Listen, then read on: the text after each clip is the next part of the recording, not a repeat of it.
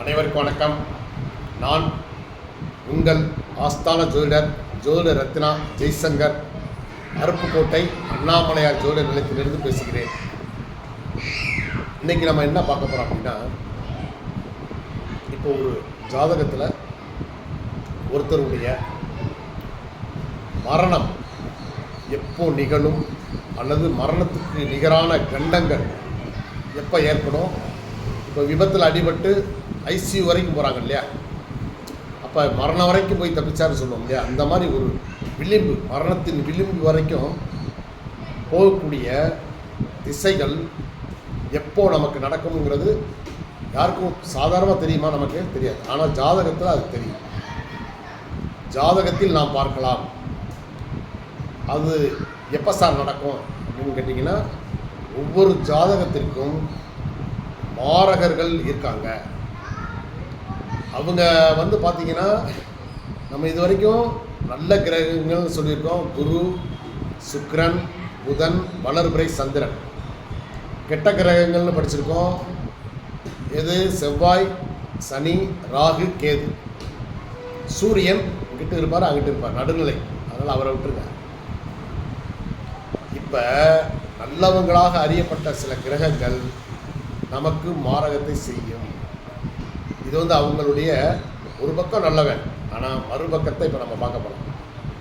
எந்தெந்த லக்கணங்களுக்கு எந்தெந்த கிரகங்கள் அதனுடைய தசாபுத்தி காலத்து நல்லா தெரிஞ்சுக்கணும். சும்மா மற்ற சாதாரண நேரத்தில் ஒன்றும் பண்ணாது. தசாபுத்தி நடக்கணும். அப்படி இல்லைன்னா புத்தி நடக்கணும்.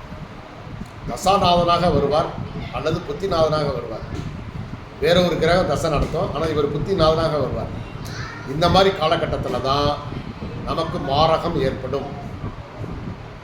எந்த வயசுலனாலும் நமக்கு ஏற்படும். இந்த மாரக அதிபதியுடைய திசையில் அல்லது மாரக அதிபதியுடைய புத்தியில்.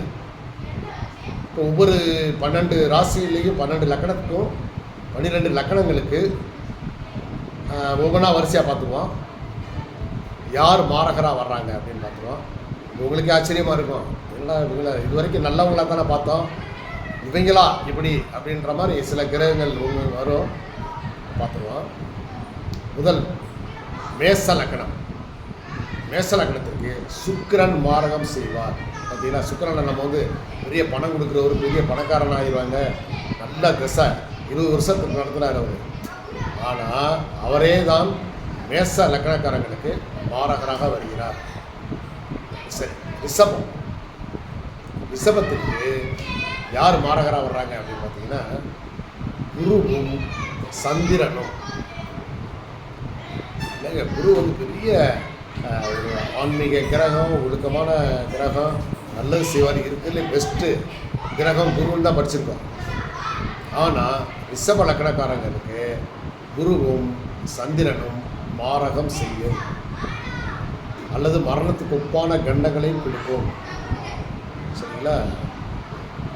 அதே போல் மிதுன லக்கணக்காரங்களுக்கு குருவும் செவ்வாயும் மாரகம் செய்யும். மாரகர்கள் குருவும் செவ்வாயும் மிதுன லக்கணக்காரங்களுக்கு மாரகர்கள். கடகத்திற்கு சனியும் சூரியனும் மாரகர்கள். சிம்மத்திற்கு, சிம்ம லக்கணம் உடையவர்களுக்கு யார் தெரியுமா? குருவும் சுக்கிரனும் மாரகர்கள். சரிங்களா? 2 பேருமே மிக நல்லவங்கன்னு நம்ம நினச்சிக்கிட்டு இருந்தாலுங்க, குருவும் சுக்கிரனும். சிம்ம லக்கணக்காரங்களுக்கு இந்த குரு திசை அல்லது குரு புத்தி, சுக்கிர திசை அல்லது சுக்கிர புத்தியில் தான் மாரகம் நடக்கும். கன்னி, குருவும் சந்திரனும் மாரகர்கள். சரிங்களா? துலாம். துலாமுக்கு செவ்வாய் மாரகம் செய்வார். விருச்சிகத்திற்கு சனியும் புதனும் மாரகர்கள். ஓகேவா? சரி, தனுசுக்கு, தனுசு ராசி உள்ளவங்களுக்கு புதனும் சுக்கிரனும் மாரகர்கள். மகரத்திற்கு சனியும் சந்திரனும் மாரகர்கள். இவங்களுடைய தசை புத்தி காலத்தில் மரணம் வரைக்கும் ஏற்படக்கூடிய கண்டம் ஏற்படும்.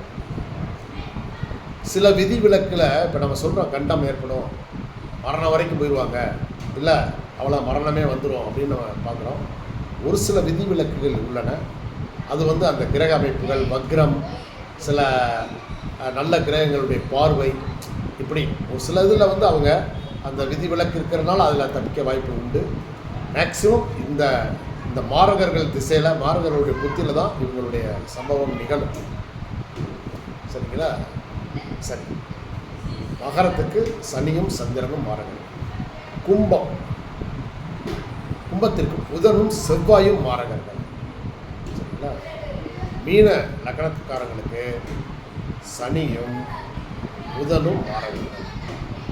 அப்போ இவங்களுடைய திசா புத்தி நடக்கும்போது இவங்களுடைய மரணமோ அல்லது மரணத்துக்கு ஒப்பான கண்டங்களோ அல்லது மரணம் வரைக்கும் ஐசியூவில் போய் கடுமையான ஆப்ரேஷன்லாம் பண்ணுவாங்க, மண்ணி படப்பாங்க. இந்த மாதிரி சில உடல் வேதனை மரணம் வரைக்கும் செல்லக்கூடிய விஷயங்கள் இந்த மாரக திசைகளில் மாரக அதிபதிகளால் நடக்கும். நன்றி, வணக்கம்.